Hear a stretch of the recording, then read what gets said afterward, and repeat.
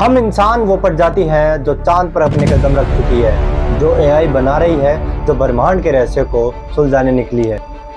लेकिन अगर हम समय में 70,000 साल पीछे जाएं, तो हम भी इन्हीं की तरह थे, एक साधारण से जानवर।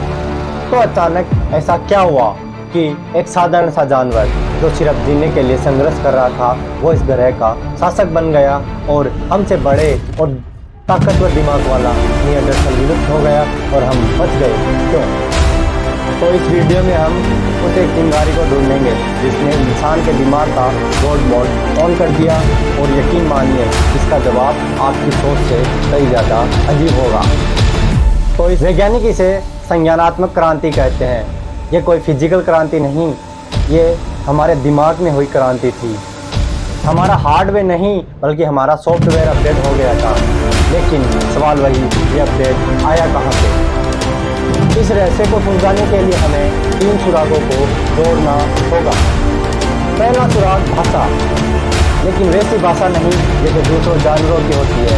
एक बंदर चिल्लाकर बता सकता है भागो शेर आया, लेकिन एक इंसान बता सकता है कि कल सुबह नदी के पास पड़े उस पत्थर के पास मैंने एक शेर देखा।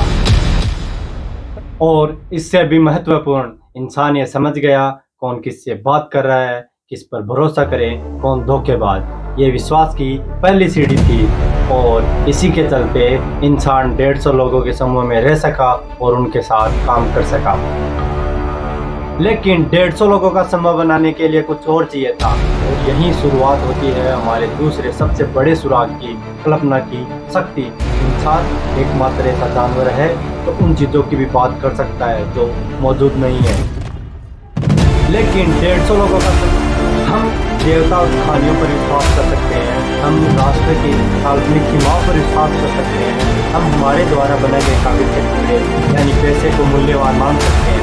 ये सब क्या है? ये हमारी कल्पनाएं, हमारे द्वारा बनाए गए मिथक। हम देवताओं की कहानियों पर विश्वास कर सकते हैं, हम राष्ट्र की काल्पनिक सीमाओं पर विश्वास कर सकते हैं। पर सवाल यह है, कल्पना करने की अनोखी क्षमता आई कहाँ से? कुछ वैज्ञानिक इसकी साहसी और अविश्वसनीय थ्योरी देते हैं, जिसे क्रिस्टोनेडे थ्योरी कहा जाता है। क्या ऐसा हो सकता है कि पौधे या मशरूम ने हमारे दिमाग के बंद दरवाजों पर दस्तक दी हो? क्या उसने हमें चेतना के उस स्तर तक पहुंचाया जहां हमने सोचा नहीं बल्कि कल्पना की? उसने हमारे दिमाग के न्यूट्रॉन्स को नए और अजीब तरीके से जोड़ा, जिससे हमारे दिमाग में नई भाषा, कला और नई मिथकों का जन्म हुआ। और यही है वो गॉड मोड। और यही है एक चिट्ठी लाखों की संख्या में काम कर सकती है क्योंकि वो जेनेटिक प्रोग्राम्ड है। लेकिन लाखों इंसान एक साथ मिलकर काम कर सकते हैं क्योंकि वो एक ही कहानी और एक मिथक पर विश्वास करते हैं। एक कंपनी, एक देश, एक धर्म, ये सब वो कहानियां हैं जिन्हें हम सच मानते हैं। एक जंगल का राजा हो सकता है, लेकिन इंसान कहानियों का राजा है, और जिसने कहानियों पर कब्जा कर लिया उसने दुनिया पर कब्जा कर लिया। कल्पना करने की शक्ति ने हमें यहाँ तक पहुँचाया। हमने अपनी कहानियों से दुनिया को बदला, लेकिन अब हम कौन सी नई कहानियाँ गढ़ रहे हैं? क्या हम सही रास्ते पर हैं?